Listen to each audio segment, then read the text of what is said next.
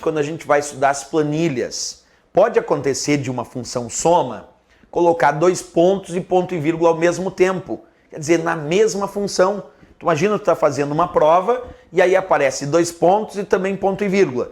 Vamos fazer esse exemplo passo a passo para observar qual seria o resultado. Acompanhe. Eu vou manter aqui igual soma, abre parênteses, A1, dois pontos, B2. Vou colocar ponto e vírgula e agora vamos colocar aqui C3 e fechar parênteses. Neste exemplo de função soma que eu acabei de construir, eu tenho dois pontos e também tenho ponto e vírgula dentro da mesma função soma. Olha lá, igual soma, abre parênteses, A1, dois pontos, B2, ponto e vírgula, C3. Então tem dois pontos e tem ponto e vírgula.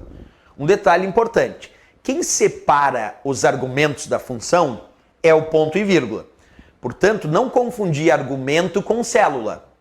Porque aqui eu tenho vários indicativos de células, mas quem separa argumento é o ponto e vírgula. Portanto, se eu tenho um ponto e vírgula, isso quer dizer que eu tenho dois argumentos. No primeiro argumento eu tenho A1, dois pontos, B2. No segundo argumento eu tenho C3. Observa, primeiro argumento A1, dois pontos, B2. Segundo argumento, C3, já que quem separa os argumentos é o ponto e vírgula. Então, antes desse ponto e vírgula é um argumento e depois desse ponto e vírgula é outro argumento. Pois bem, cada argumento da função soma é independente e produz um resultado. Eu tenho que descobrir o resultado de cada argumento separado lá por ponto e vírgula e, ao final, somar o resultado desses argumentos.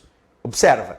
Se no primeiro argumento da função soma eu encontro um intervalo, nesse caso A1, dois pontos, B2, então eu tenho que verificar qual é o resultado da soma deste intervalo A1, dois pontos, B2 que a gente já fez. A1, pontinho na parte superior esquerda, B2, pontinho na parte inferior direita, ligando A1, dois pontos, B2, é a soma de 4, 7, 13 e 6. O resultado deste primeiro argumento, então, é 20. 20 é o resultado do meu primeiro argumento. Perfeito. Aí eu tenho ponto e vírgula e um outro argumento, C3. Quanto vale C3 que está no segundo argumento desta função soma? Coluna C, linha 3, C3 vale 1. Então o resultado do primeiro argumento, que era um intervalo, porque tinha dois pontos, é 20. E o resultado do segundo argumento, que era apenas uma célula, é 1.